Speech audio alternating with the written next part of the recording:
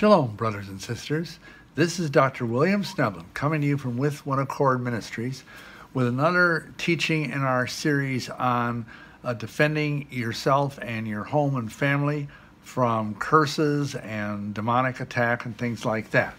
And as promised, this time we're going to get more into the nuts and bolts of it and how to shore up your defenses, because, you know, your home should be a sanctuary. It should be a mini temple, if you will.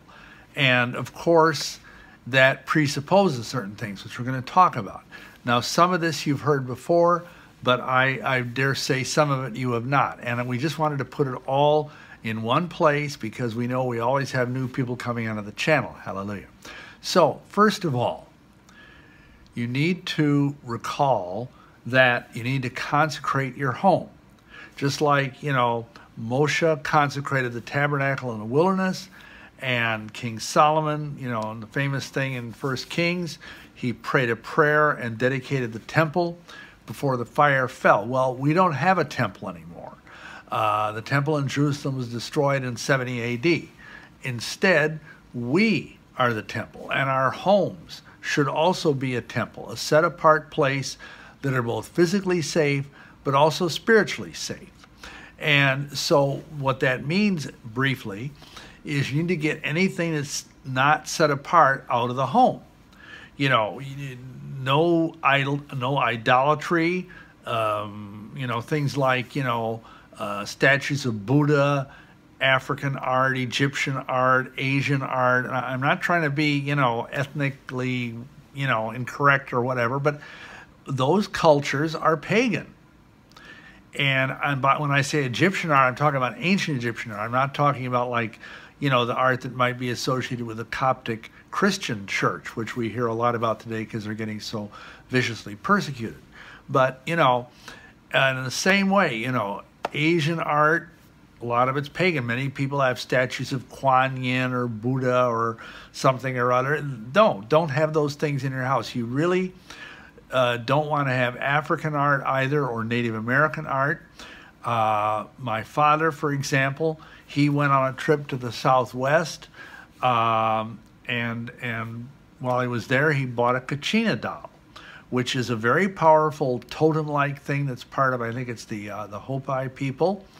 And in any event, he took it home, set it on his TV in the living room, and literally within a few months, he got cancer and died very horribly. Now, that's a kind of horrible, spectacular example, but these things are very dangerous. Just because they look intriguing, and many of them are very beautifully made, you don't want them in your home.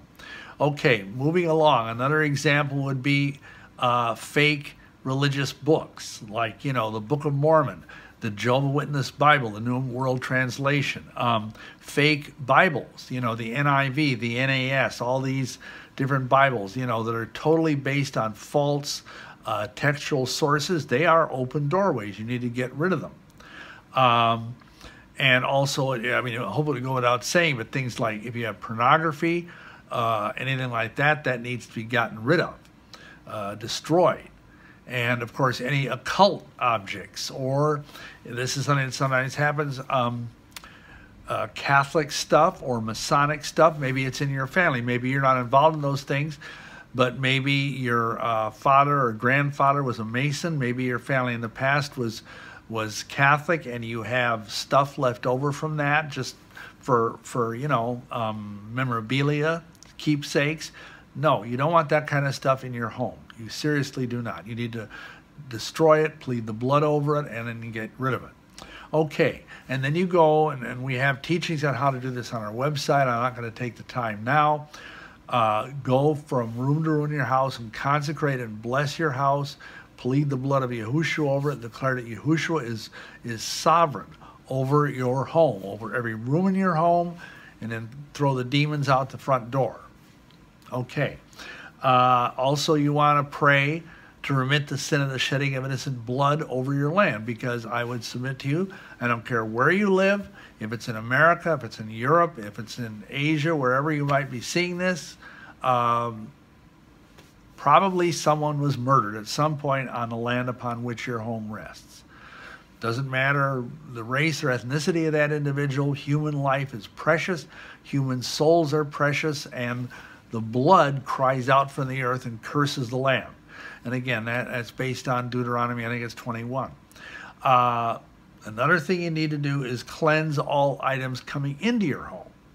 And also pray about people that come into your home, because you know, usually mostly we have family members, people that we know and trust and so on, and are hopefully saved. But you also have, you know, repair people, you know, cable guys, electricians, plumbers, you know, just people like that you don't really, you can't, you know, check their spiritual credentials before you have the cable guy come in, you know. So when those kind of people come into your home, excuse me, when they're done with doing their job or whatever and they leave, you know, pray over the home. Pray that they would not bring anything evil into the home with them. And of course, some of these people, they may not be very careful about their language. You know, if a guy's like wrestling with a pipe under your sink or something, he might let off some Billingsgate, you know, some choice words that are unset apart. Plead the blood over that and ask the Father to forgive and cleanse with the blood of the Lamb any foul language, any taking of the name in vain, any profanity or blasphemy of that sort. So that's something. But also, I kind of got off the main point, which is like if you bring food into your house, if you bring the mail into your house, if you bring items you may have bought in a clothing store or whatever, you know, pray over them before you bring them into the house. When we bring anything into the house, we just say, we plead the blood of Yahushua the Messiah, who is Yah, come in the flesh, over everything we bring into this house right now, and actually cleanse it and purify it in Yahushua's name. It takes like, you know, 30 seconds. And it's like getting rid of anything. Because, you know, unfortunately, almost everything we buy in the way of material stuff comes from China. You know, and you know, China is substantially a pagan and or communist country. So, you know, pray over things. And the same thing with your food, because you may have heard this, you may not have heard this, but especially during the season of Halloween, which we happen to be in right now, coming into Halloween, it's the first week of October as we're filming this, witches and Satanists go through and curse the candy, curse the food that's in the supermarket. And, you know, and when I say curse, I don't mean that especially white witches, they don't think they're doing anything evil. They're praying over the candy and praying that the little children that eat the candy would become enamored with Wicca, with the goddess, with worshiping the goddess and paganism, and bring about the Aquarian Age. They think they're doing a good thing, but of course they're not. And of course, Satanists don't think they're doing a good thing. They know they're spreading around spiritual poison, and they don't care. So, you know, that's why we suggest to pray over everything you bring into your house, and of course pray over your food before you eat. And also, many people don't know this, but the Torah says to pray after you eat and thank Abba Father for the food that he has given you. That's actually nowhere does it say in the Torah to pray before we eat. It says to pray after you eat. So that's a little freebie that has nothing to do with this particular teaching, but there you go. Okay, also pray over electronic devices, because the devil is the prince of the power of the air. And, you know, he can come in through your TV, through your cable, through your internet, through your smartphone or your tablet or whatever you might have. So just anoint them frequently, pray over them frequently.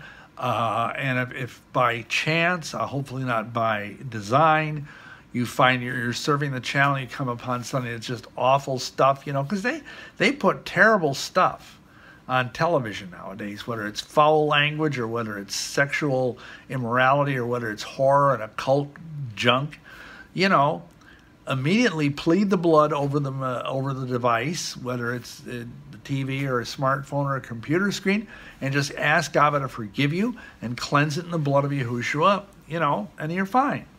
But most people have no idea that these things can be powerful demonic doorways. We have an entire video teaching on that. Not going to get into that in great depth right now, but there's a YouTube video about this. Okay, another thing is you and your family need to go through effective scriptural deliverance.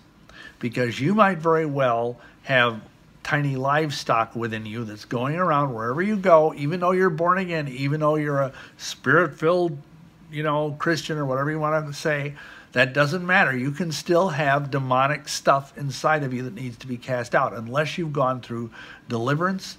And again, we have many resources on our website, including the complete deliverance procedure that we recommend people using, available for free download on our website. But you need to do that, and if you have little children, then if you pray, they're good. But if you have children that are old enough that they can commit, have free will to commit sin, they might need to go through it as well. Okay. Another thing is you need to every day, just like there's things that we do, in the physical realm. We change our clothes, we brush our teeth, we comb our hair or whatever, stuff like that. Wash your face, take a shower. Well, in the same way, you need to go through prayers every day, especially at the very least, put on the armor before you go out the door to your job or to go shopping or whatever it might be. Don't go outside without your armor on. Because, like I try to explain to people, outside there, it's like being in a hazardous waste dump. In America, and probably in Europe, it's even worse. You walk out the door of your home, which might be a very set-apart place, it's awful out there. I mean, and just think of your armor like wearing a hazmat suit. Those things that they wear when they clean up toxic waste dumps or whatever. It protects you. And if you don't put those things on in the morning, as a part of your morning devotions, and you go out into the world, you never know what you're going to run into. Because believe me, I walk through supermarkets and, department stores, whatever, you'd be amazed the kind of garbage, spiritually speaking, that people have around them. Horrible stuff. Horrible stuff. And that stuff can jump onto you. I tell people it's kind of like when you put your armor on every day and you pray every day and study the Word every day, it's like you're building up your spiritual immune system. So that just like if you walk through the store and you've got a strong immune system and somebody goes and coughs or sneezes all over you, it won't bother you so much because you have a strong immune system. So in the same way, if you're walking down the aisle of a store, supermarket, or whatever, and the person coming the other way is full of demons, they might try to jump onto you, but they're going to hit the full armor of Yahuwah and, kind of like those bugs that hit those mosquito zappers. That's what's going to happen to them. You want to be that person that's got that armor on, because believe me, you never know what you're going to encounter out there in the world. You might have demonic people in your workplace. You might have demonic people in your extended family. So put on the armor. Okay. Pray specialized tactical prayers during certain seasons. And we have some other, in fact, we have, I think, literally for every one of the major occult holidays, like Halloween, which we're coming up on, and the other 7 that are huge holidays for pagans, we have teachings on YouTube about that. Go to check those things out. But what I mean by that is you want to pray for special angelic protection over your home and your family and your community. You need to pray against specific strongmen that pertain to the dark season you might be coming into. Like, just as an example, with Halloween, you pray against the false El, whose name's Saman, which is where you get the word Samhain, which is the pagan name for Halloween. So that'd be just an example. Be tactical and focused in your prayers during these seasons. And of course, conversely, please keep the Feasts of Yahuwah, because that will strengthen you. We're going to do a whole teaching about which flow you're in. Because if you're in the flow of the Feast of Yahuwah, it strengthens you enormously. But if you're keeping Christmas and Easter and Halloween and Valentine's Day and St. Patrick's Day and all these things, you're in an entirely different flow that's going to suck you right down into the depths of spiritual despair. Okay. Pray especially during these dark seasons to protect your children. All right, now this is something people might not think about, but it says in the Torah and also in the writings, in Deuteronomy 7:2 and in Judges 2:2, that we, as followers of Yahushua, as part of the family of Yasharel, we need to not make covenants with the pagans, with the nations around us. Now, what does that mean practically in this day and age? You know, I'm assuming I'm mostly speaking to people that are in America or Europe. It means that if you have a bank account, if you have credit cards, things like that, all of those organizations, all of those banks and financial institutions are run by heathens. They're run, I would be astonished if there are more than a handful of people that are actually believers, that believe in this Bible and so on, that are at the pinnacle of those organizations. So when you get a credit card, when you open a bank account, when you do business, you are probably dealing with pagans. And so you need to plead the blood of Yahushua HaMashiach and over all the signet, like if you go to the store and you buy something with a credit card, you need to plead the blood over your signature, because you have entered into a contract with a pagan organization. When you buy your groceries, when you buy clothing, you get the point, you know. And, you know, also, you know, doctors and hospitals, because of the healthcare system, we have to probably sign your life away when you go to a doctor, or if, Yah forbid, you go to the ER or something, you have to sign all this stuff. Pray and plead the blood of Yahushua over those signatures and ask Yahuwah to destroy their power to have any physical or spiritual impact on the life or the life of your family. This is powerful. It's like there's all of these tendrils reaching out from the world to grab you. And this will like slice them off with the sword of the Spirit and the battle axe of Yahweh and the glittering spear and the arrows of deliverance. Just cut these things loose, and it will really help you run the race that is set before you in Moshiach. Very important stuff.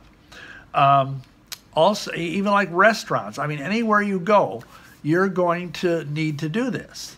I don't care if you pay cash or if you pay by credit card, you need to plead the blood over that transaction. Okay, moving along. You need to break the power of proclamations. Now, what does that mean? Well, the word tells us that there is power in the spoken word, whether it's his word or our word. We need to be careful of what we say, and we need to be careful about the things that we receive into our souls and spirits from others, especially authority figures. So, and there is teaching out there about this. You may be familiar with it, but the idea that if you have parents, well, obviously you've had parents, but you know, if your parents have said evil things about you or derogatory, you know, like, you know, you're such a stupid kid, or you'll never amount to anything, or what a worthless piece of garbage you are, because there are parents that say that to their children, especially if they're angry or upset. You need to destroy the power of those things, because those were spoken by someone who has relational authority over you.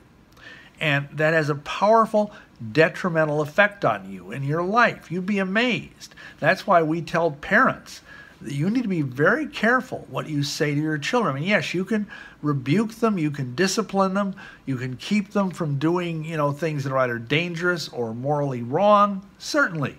But you need to do it in a way that is not abusive to them, that does not say to them that you are a piece of scum, you know, that kind of stuff. You don't want to do that. And a lot of parents don't understand that, and they revile their children, and then you're just paying it forward with evil, because then that child will grow up and they will revile their children, and on and on and on it goes. So be careful with that. Teachers, another authority figure. Some teachers, hopefully not many, can say very hurtful things to children, especially because, here again, if you're a little Christian child, if you were being raised in a set apart home, you're going to be going against the flow, and both classmates but even teachers might attack you, like maybe you don't believe in evolution. Ooh, I mean, that's like heresy in the public school system. That's why, frankly, we would not, you know, if we had little kids, we would not put them in the public school system, but that's another conversation. Anyway, clergy or doctors, because again, clergy, we give clergy, pastors, priests, whatever, you know, authority over us.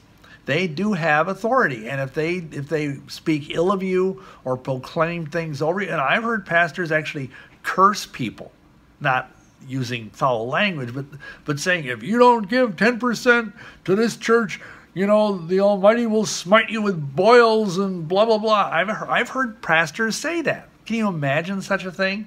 So you need to renounce any kind of proclamations that are like that from pastoral figures or similar, you know, whatever, you know, rabbis, ministers, whatever, and also doctors. This is a huge thing, because you go to a doctor and the doctor says, you know, God forbid, you have whatever, cancer or heart disease or some other scary thing.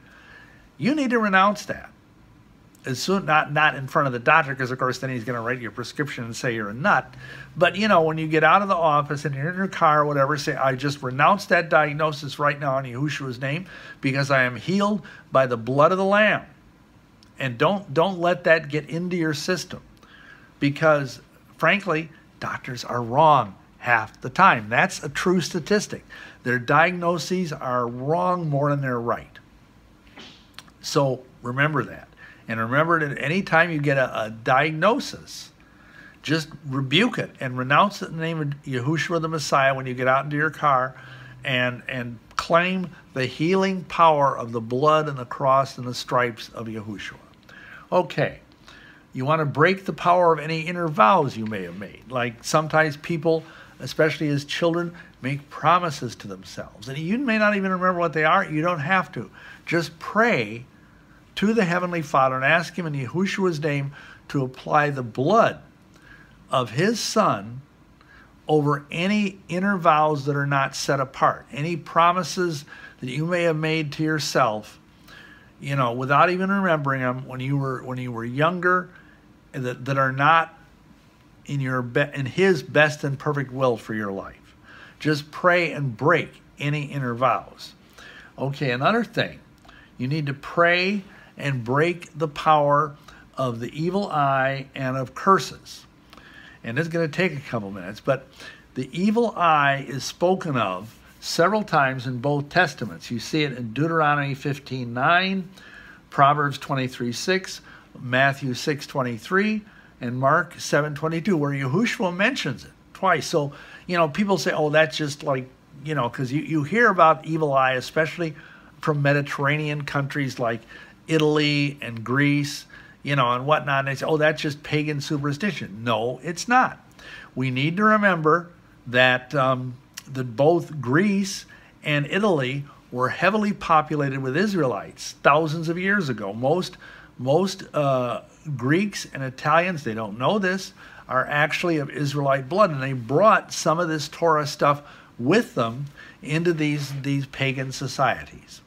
So, excuse me, you need to pray against the evil eye. And we have a prayer on our website about how to do that, but the idea mainly is that usually the evil eye comes from people that are miserly or stingy, or they're envious of you. They might look at you and say, oh, maybe you're attractive, maybe you're dressed well, maybe you're driving a nice car, or maybe you're just a very charming, charismatic, smart person, and they will resent that.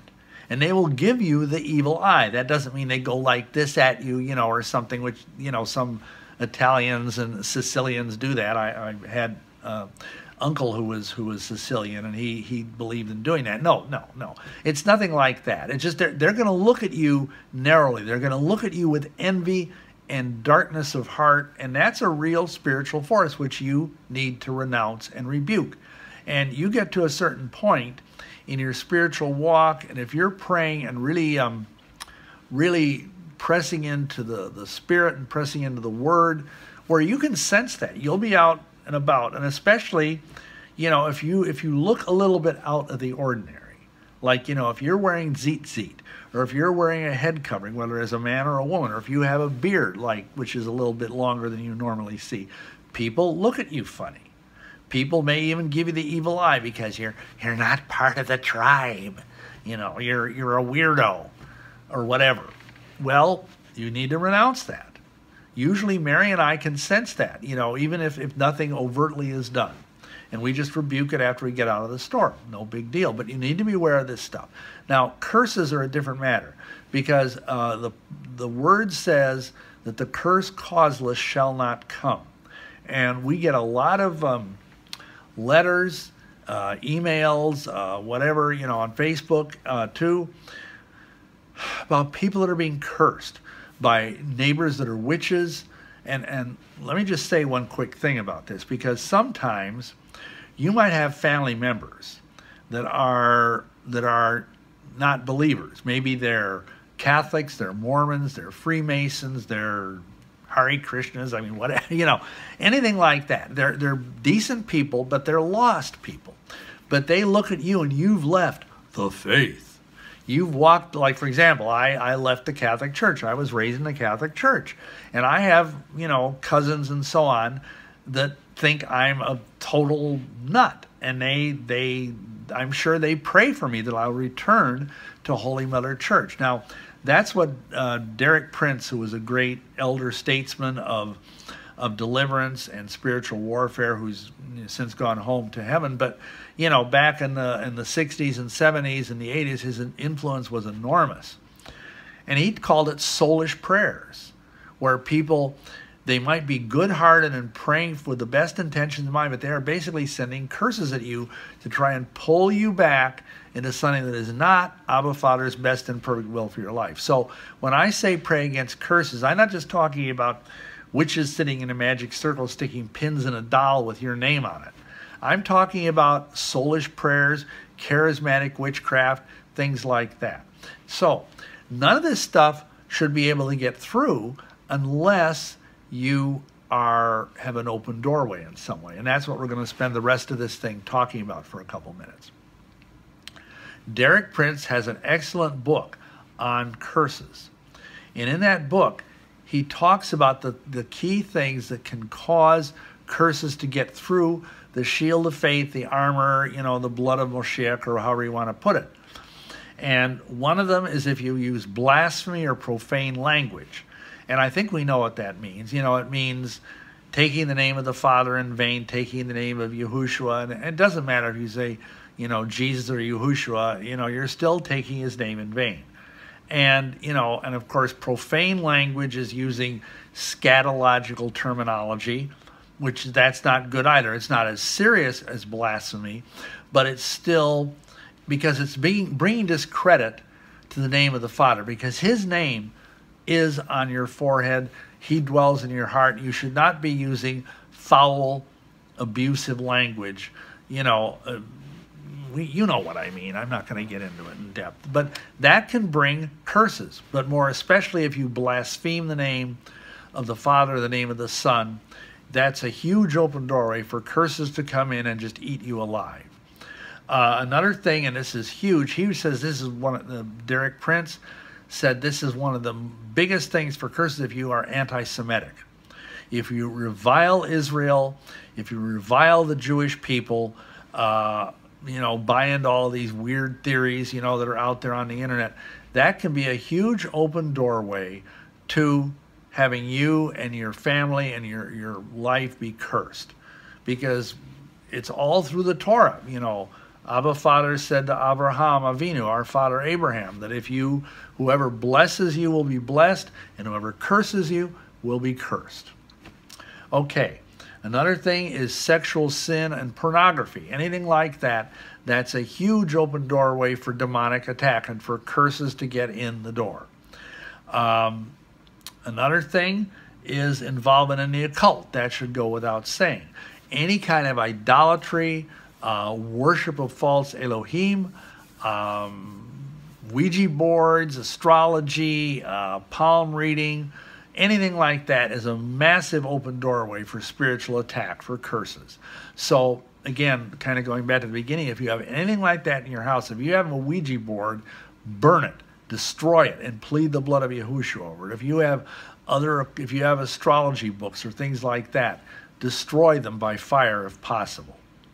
Okay, another thing is extreme violence or rage. I mean, if you have a temper and you just, you know, I mean, everybody, every now and then they lose their temper. That's not what I'm talking about. But people that are chronically violent, that have an anger problem, that just totally go ballistic to the point that, like, you know, steam's coming out of their ears practically, their face turns red, and they just, that can be an open doorway. Rage,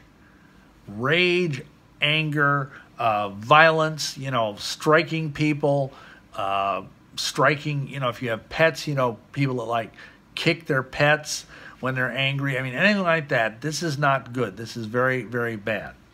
Another thing is dishonesty or theft. I mean, if you're stealing things, if you're a chronic liar and a deceiver, anything like that, again, that brings dishonor to the name of our Father and the name of Yahushua. If you're claiming to be a Christian and a Torah observant person and you're a thief, that's a huge open doorway. And in the same way, addictions. I mean, if you're involved with addictive behavior, whether it's, alcohol or drugs or gambling or pornography or even things like shopping addiction, stuff like that, or even addiction to like video games, or more and more, and of course we have a whole DVD teaching on addictions, so I'm not going to spend a lot of time on that, but just to say, some people are even addicted to Facebook or to Twitter, to the point that they are literally spending hours a day on these things to the detriment of their relationships, their family, and their spiritual walk with Abba Father. They're spending more time on Twitter than they are in the Word, and that's not good. So again, an addiction is a huge open doorway. What's an addiction? It's when you're doing something, of course, drugs and alcohol are a given, but anything that's interfering with your life and basically destroying your life or your relationships with those you love. Okay, another thing, finally, is to deny the Word.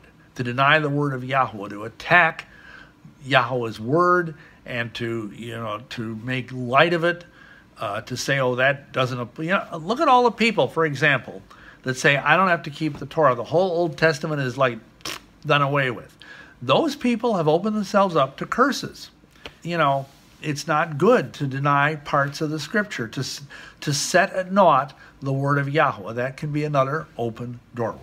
So, and again, none of us are perfect. We all make mistakes. We all sin. But what I want to just do in bringing this to a close is just to help you to see that if you do all the things that are at the beginning of this teaching, your home is going to be more spiritually fortified.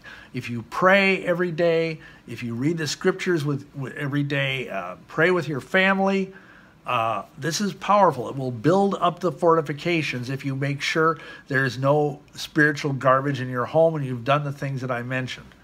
Because as we're doing this, we felt led to do this particular teaching now because we are moving into the Halloween season, where you walk out and everywhere you see people have, black cats and witches and creepy stuff, whether it's in the stores or outside of people's homes. So we're coming up to a season of heavy weather. We want you to be prepared. Okay. Thank you for listening. If you find this kind of teaching helpful, we would ask that you would subscribe and you would share this video with everybody you know, because it's very important information. Also, please pray about being a part of our ministry by sending free will offerings to us. We are entirely a faith ministry, and we appreciate your prayers and your support. Thank you very much, and may you be richly blessed. Shalom, shalom.